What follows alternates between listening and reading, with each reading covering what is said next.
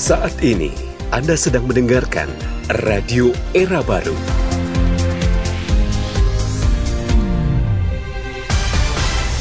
More green, more sustainable. Green Radio Line.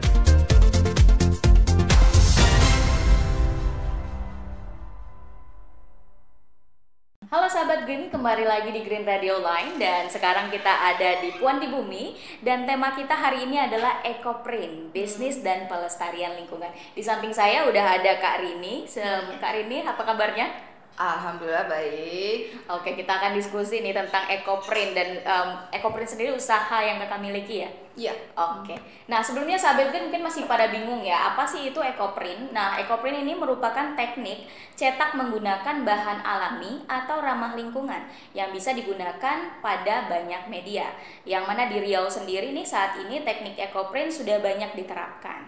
Dengan bahan alami seperti daun mangga, daun matoa, daun jati, daun kenikir, daun pakis, kilit bawang, kunyit, indigo biru, biji alpukat, daun ketapang, dan secang, dan mungkin banyak lagi lainnya ya. Dan sahabat Green, teknik ini sudah banyak dikembangkan, salah satunya oleh pengrajin white tulip. Oke. Nah, bahwa dengan teknik Ekoprint ini sudah menghasilkan berbagai produk seperti halnya jilbab, topi, tote bag, sling bag, dan pouch. Wow, ada jilbab. Mungkin tadi kita ngobrol sedikit tentang jilbab. Kakak bisa perkenalan diri dan bilang langsung nih, ini nih produk yang saya gunakan juga. Kebetulan tuh aku lagi pakai ya.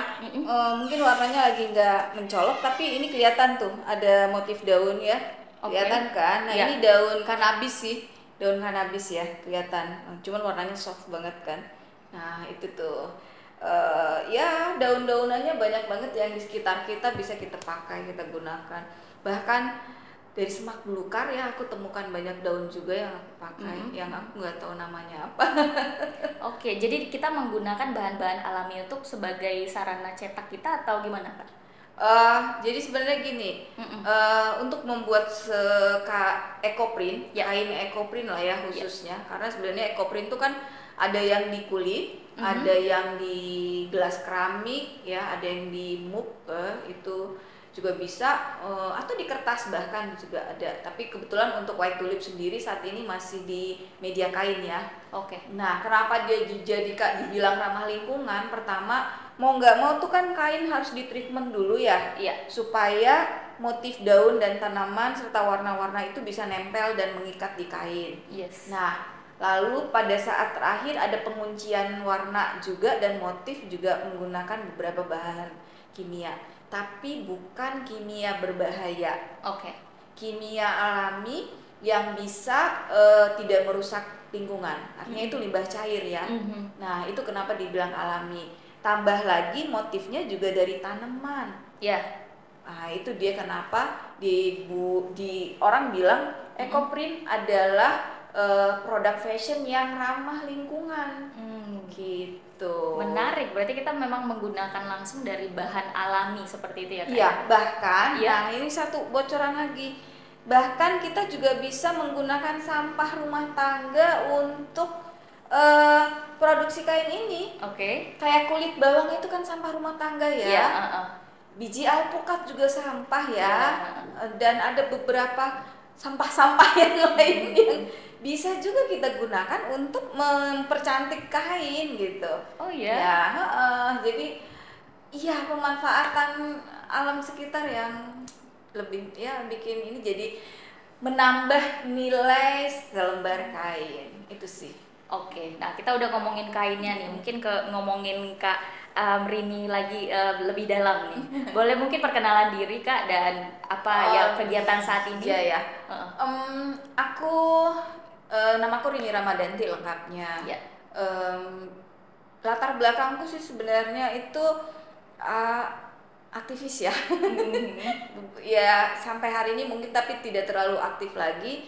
Nah, kecintaanku dengan lingkungan, kesukaanku juga dengan kain. Lalu aku orang yang juga punya keahlian kerajinan tangan. Yang bikin aku akhirnya memilih Ekoprint untuk jadi salah satu bisnis yang mau aku kembangkan. Oke. hobi tapi juga kepengen ini jadi income ya gitu. Nah belakangan beberapa tahun belakangan memang aku lebih banyak membangun bisnisku ketimbang membantu teman-teman di lapangan. Biasanya kan masih sering ya ke lapangan, tapi sekarang masih ada tapi lebih berkurang. Nah lebih banyak fokus ngebangun bisnis ini. Kebetulan bisnisku sekarang itu satu ekoprint ini white tulip, yang kedua adalah craft ya, home decor dari kayu, yang juga finishingnya ramah lingkungan. Yang ketiga adalah aksesoris. Kalau aksesoris aku kerja bareng dengan adikku. Aksesoris seperti apa nih kalau boleh tahu? Ini Gelang-gelang gitu ya? Gelang, batu ya, ada gelang kristal juga, dan ini bisa bentuk gelang, cincin, kalung, anting. Terus siap. Tapi saya penasaran nih sama cerita tentang kenapa akhirnya menekuni bisnis ini. Sebenarnya tadi udah kasih tahu ya, karena dari aktivis lingkungan atau gimana kan? Iya, pendampingan masyarakat dan lingkungan. Jadi kayaknya klop banget aku sehari-hari punya ketemu banyak masalah, yang hutan yang hilang, yang sampah menumpuk, yang limbah juga merusak lingkungan gitu. Tapi mestinya bisa dong ya kita dari hal-hal kecil tidak merusak lingkungan tapi juga menghasilkan income gitu ya, bahkan mungkin menaikkan nilai dari setumpuk sampah gitu ya. Nah menurutku itu menarik banget gitu. Nah kalau ini bisa kita bangun ke banyak orang dan masyarakat, ini kan jadi jauh lebih menarik gitu sih. Iya sih benar. Berarti berangkat dari sana ya, dari cerita itu ya akhirnya menekuni bisnis ini. Dan kenapa sih milihnya bisnis ini? Kan ada banyak tuh Kak. Walaupun tadi udah nyerempet sedikit ya, tapi what exactly the reason gitu? Aku pikir satu konsep dasar yang juga agak mendorong aku ya. Aku bilang gini, kamu nggak perlu ngerambah hutan untuk mempercantik selembar kain dan menghasilkan uang, gitu loh.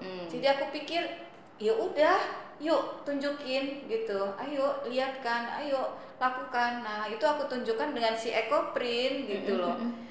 Karena isu merambah hutan itu kan terlalu klise ketika orang bilang ya kami butuh uang, kami butuh makan gitu. Nah aku bilang ayo kamu bisa tanpa harus menebang begitu banyak pohon, manfaatkan saja daun-daunannya, kamu udah bisa bikin sumber income-mu gitu. Gitu sih. Berarti ini solusi dari permasalahan lingkungan salah satunya gitu ya, bisa kita katakan.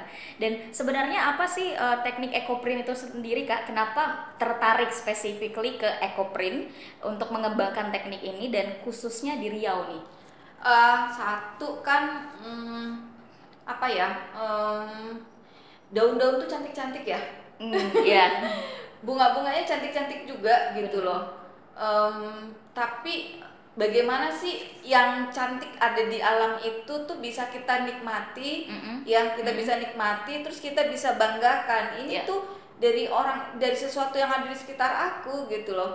Nah apalagi ternyata ya aku bisa mengusung isunya gitu loh, mengusung isunya. Nah itu yang bikin aku ya udahlah gitu. Dan tahu nggak sih ketika bikin satu kain ekoprint terus jadi, kamu bakal nagih gitu loh. Candu yang akan berulang, yang akhirnya juga penasaran kira-kira tuh daun itu tuh bisa seperti apa ya jadinya, atau itu jadi warna apa ya. Nah yang akhirnya tuh explore ya itu sih ya. Karena teknik ekoprint tuh ada dua yang aku pahamin dan yang aku praktekkan. Daun yang dipukul atau dikukus. Jadi sebenarnya memindahkan jejak daun di selembar kain, kulit, keramik ya atau kertas. Memindahkan jejak daun dan bunga. Bisa gitu ya. Saya kepikiran kalau misalnya daun, kain masih kepikiran tuh, tapi ke keramik bisa. Menarik tuh Sobat Green ya. Baru membuka cakrawala ada yang seperti ini gitu loh. Terus apa aja sih produk-produknya? Tadi mungkin Kakak udah sebutkan sedikit hasil dari ekoprint ini. Produk-produk seperti apa saja?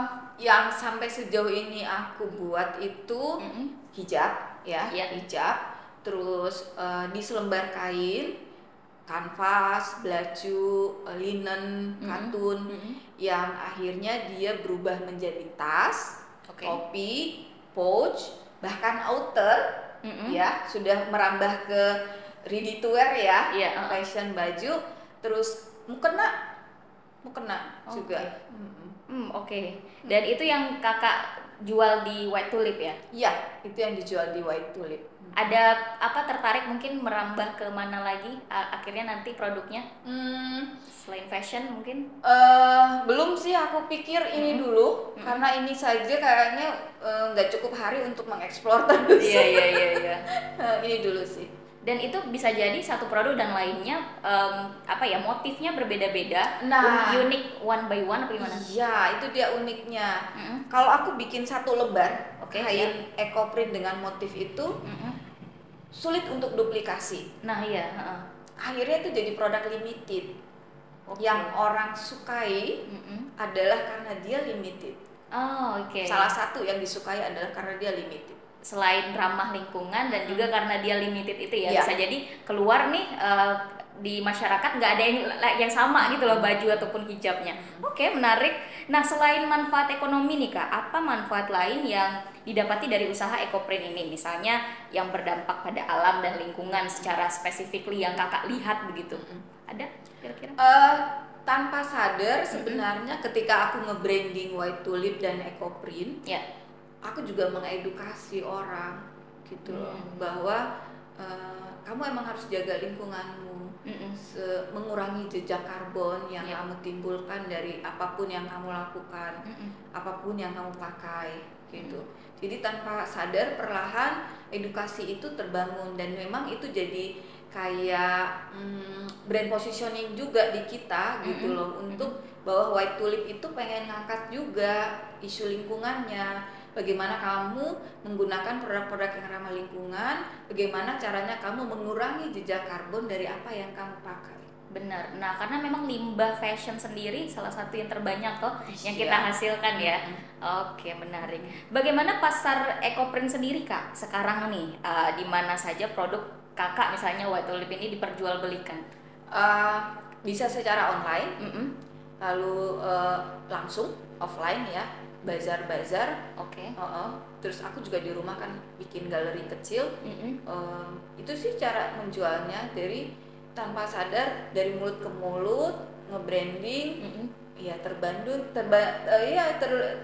terbangun sih akhirnya pasarku dengan sendirinya, walaupun mungkin belum cukup banyak orang yang memahami persis ekoprint itu apa gitu loh, tapi alhamdulillah sudah cukup. Bahkan beberapa itu kan sebenarnya tapi memang ini segmen pasarku ya memang agak lebih spesifik. Orang perkotaan yang memang memahami ekoprint dan bagaimana isu lingkungan diangkat. Lalu memang mereka yang kelas menengah ke atas, karena mau nggak mau produk handmade agak pricey ya. Berbeda. Jadi segmennya memang agak terbatas, tapi peluangnya tetap besar. Karena hari ini tren lifestyle itu kan memang mengusung sesuatu yang ramah lingkungan kan. Benar. Jadi ekoprint dengan sangat mudah sebenarnya terangkat. Sudah berapa lama Kak berdirinya? 2 tahunan. Sudah 2 tahun. Dan kita nih biasanya mungkin sahabat yang mendengar sekarang kalau mau cek katalognya apa aja nih, produk-produknya bisa cek di mana tuh? Ada Instagram sih, Instagram kita ada di White Tulip Bersahaja. White Tulip Bersahaja. Ya, cek aja. Kenapa bersahaja? Bersahaja itu kan kesannya sederhana ya, ngebumi. Nah, kita bukan produk bling-bling, tapi kita tetap berkelas. Gitu. Iya. Ini nih yang definisi exactly dari cewek bumi ya. Jadi yang dipakai di badan gitu ya memang dari bumi beneran gitu. Dan baik untuk bumi juga. Nah, gimana sih antusias dari respon pasar nih Kak pas awal-awal pastinya ya Kakak dengan produk ekoprint, dan siapa yang paling dominan membeli di awal-awal hingga sekarang, mungkin ada perubahannya? Kalau aku bilang pasar ini memang kelihatan di mereka yang usianya 20-an ya, mahasiswa yang udah mulai ngerti fashion, tren gitu. Terus sama mereka pekerja, ya artinya punya uang, yang juga sudah berpengetahuan ya tentang produk yang ramah lingkungan itu seperti apa.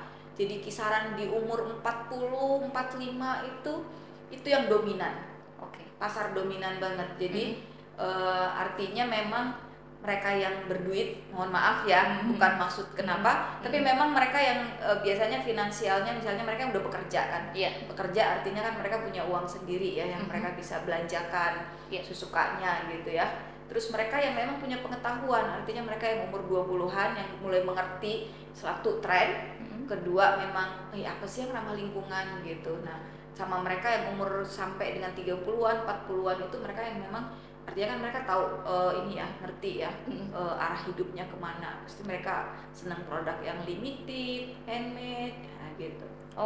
Nah kalau respon anak muda mungkin tadi udah ngasih tahu sedikit, tapi gimana sih spesifiknya anak muda Pekanbaru dan Riau ya khususnya, apakah cukup melek dengan produk-produk ramah lingkungan seperti Ecoprint ini? Cukup sih, cukup ramah lingkungan, mungkin bukan karena ramahnya, tapi lebih kepada ini limited ya gitu. Ini limited terus unik gitu. Lebih ke arah itu sih sepertinya. Jadi untuk bicara ramah lingkungannya mungkin nggak terlalu, tapi mereka seneng karena ini limited. Sama unik. Lebih arahnya ke situ. Itu untuk perspektif dari anak muda. Tapi kalau semakin dewasa lagi, ada ya unsur dari ingin. Pertanyaannya mereka jelas. Ini ramah lingkungan kan. Jadi ada beberapa orang yang memang memastikan ini ramah lingkungan kan. Iya, kan Ecoprint. Gitu. Gitu. Akhirnya dia jadi lebih seneng dan ya lebih antusias lagi. Jadi memang ada orang yang datang dan menegaskan ini ramah lingkungan. Berarti mereka berangkat dengan mencari produk itu dari ramah lingkungannya dulu, baru ada plusnya limited edition nih, gue ini doang. Jadi gitu ya. Tetap ada beberapa orang yang sudah aware dengan kata ramah lingkungannya. Benar. Dan strategi spesifik untuk pemasaran kakak sendiri seperti apa nih dengan produk Ecoprint sendiri? Satu, aku mencoba mencari celah pasar, ya kan, bahwa ada orang yang butuh produk-produk limited. Itu satu. Kedua, dari bahan. Jadi pemilihan bahan tuh penting. Ya kayak hijab itu salah satu keunggulannya bahannya lembut, halus ya. Ini voal. Tapi voal ada banyak jenis. Nah, pilihan voalku termasuk yang bisa dibilang premium ya, bagus dan orang suka karena bahan. Karena bahan ya. Jadi kenyamanan bahan itu penting. Jadi itu celah pasar yang coba aku ambil supaya itu naikin nilai gitu loh. Terus aku coba memenuhi kebutuhan mereka bahwa ada banyak orang tuh seneng sekarang tuh kayaknya topi bucket hat itu tren. Jadi tetap mengikuti tren, tapi bagaimana orang barangnya punya nilai lebih ketimbang yang lain. Pertama, selain Ecoprintnya, kalau topi bucket hat itu aku punya double gitu loh. Jadi bisa dibolak-balik pakainya. Benar. Jadi ada dua motif, satu motif polos, satu motif Ecoprint. Nah, artinya coba mengikuti tren, tapi juga memberi nilai lebih ke mungkin selain kualitas bahan, fungsi. Fungsi. Iya. Dan kita sendiri kalau misalnya mungkin menggunakan produk-produk ramah lingkungan ada terasa perasaan seperti we do something, gitu nggak sih Kak? Ya kan? Aku kasih nilai lebih nih ya, kan gitu. Jadi si White Tulip itu mencoba memberi fungsi yang tambah, yang beda. Jadi ada nilai Ecoprint, ada nilai bahan baku yang coba dinaikkan dan fungsi gitu loh. Kayak topi kan dia jadi bisa pakai bolak-balik gitu ya.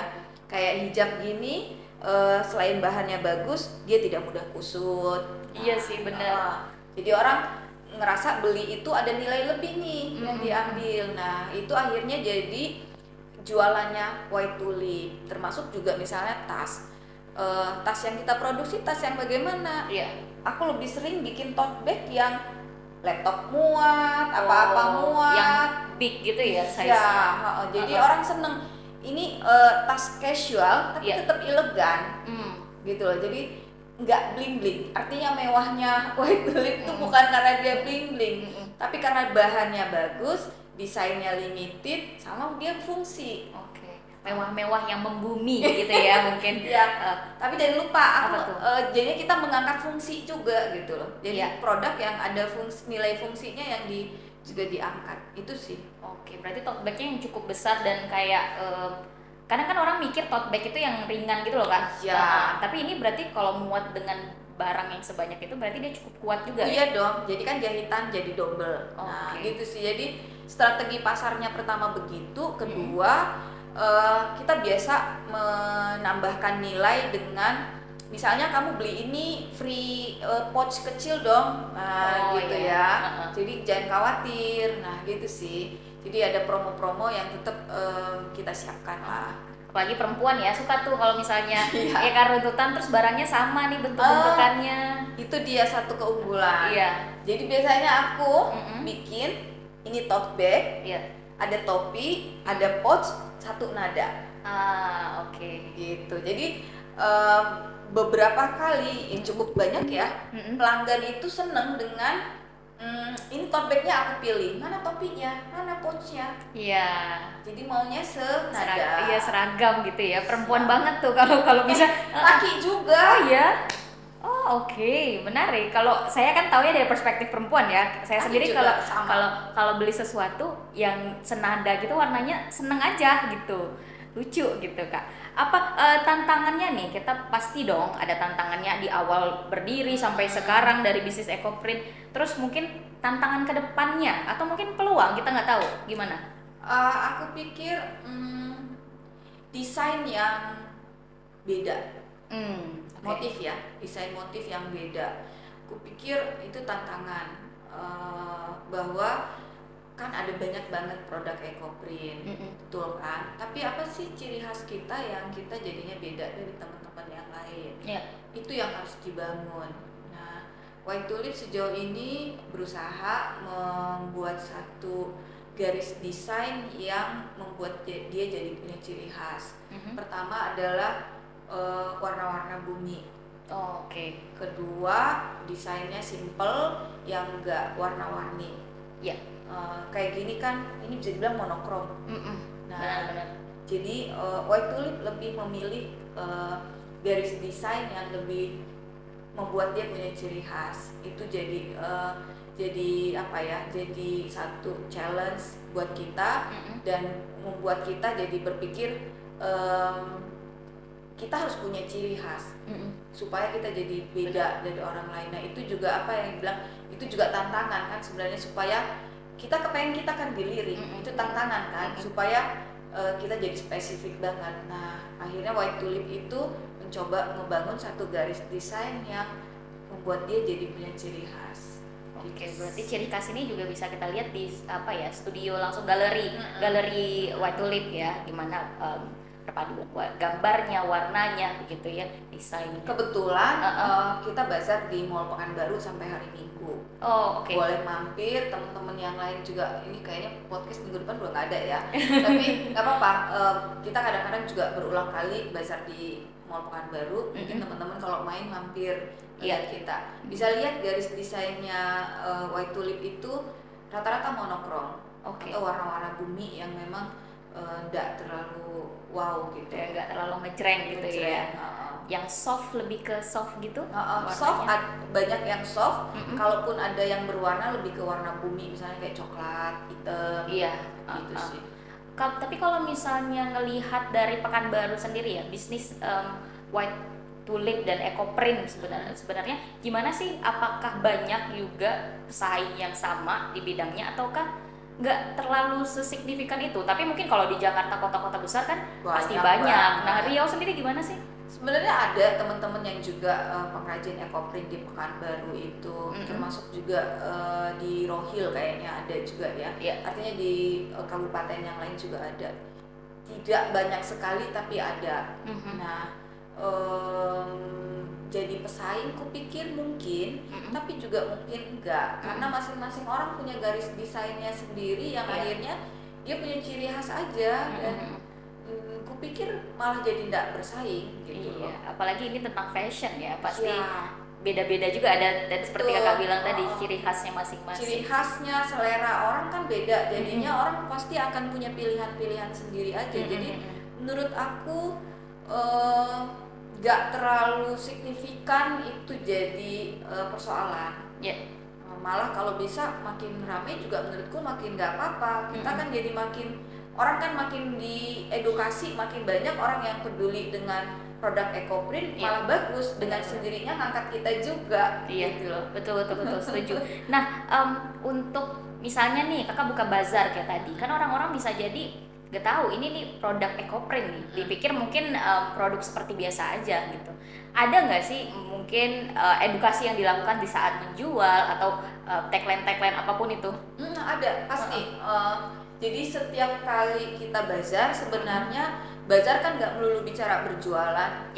Bazar juga bagian dari branding.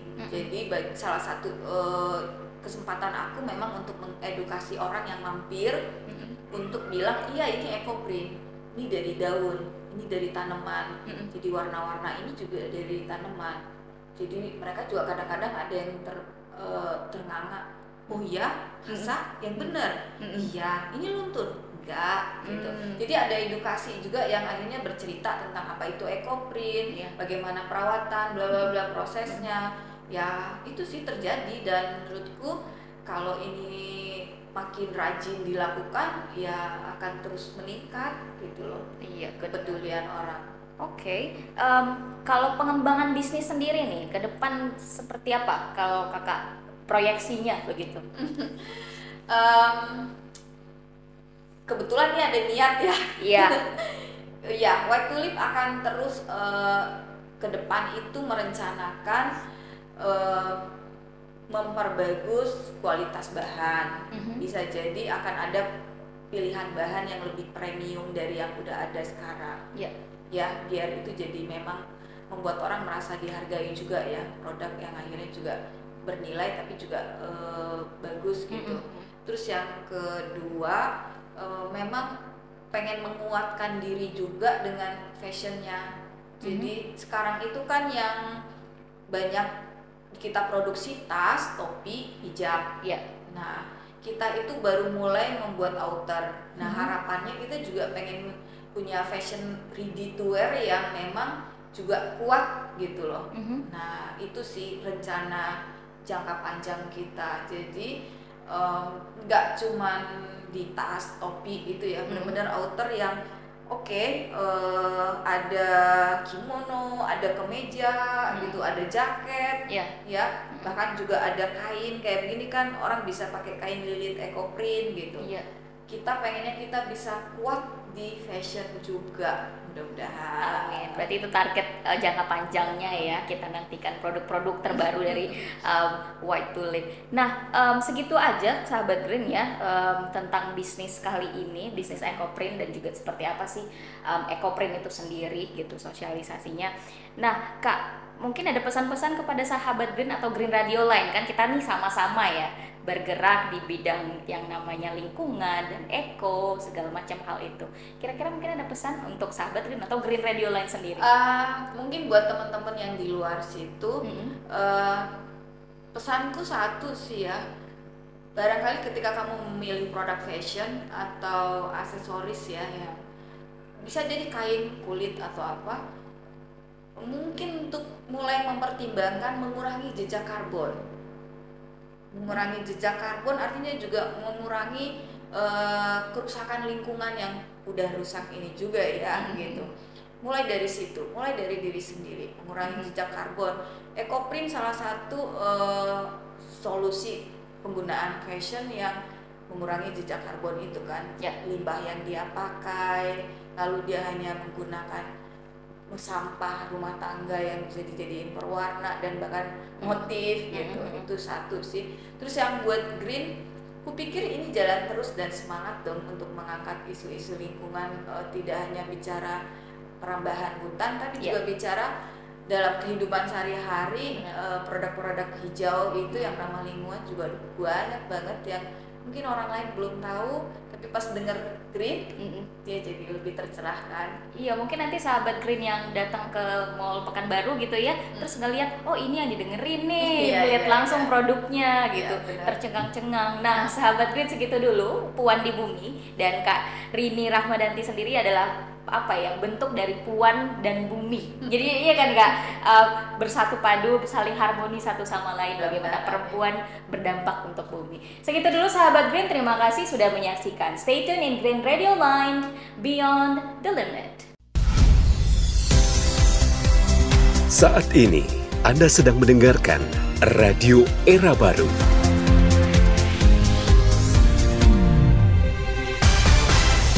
More green, more sustainable. Green Radio Line.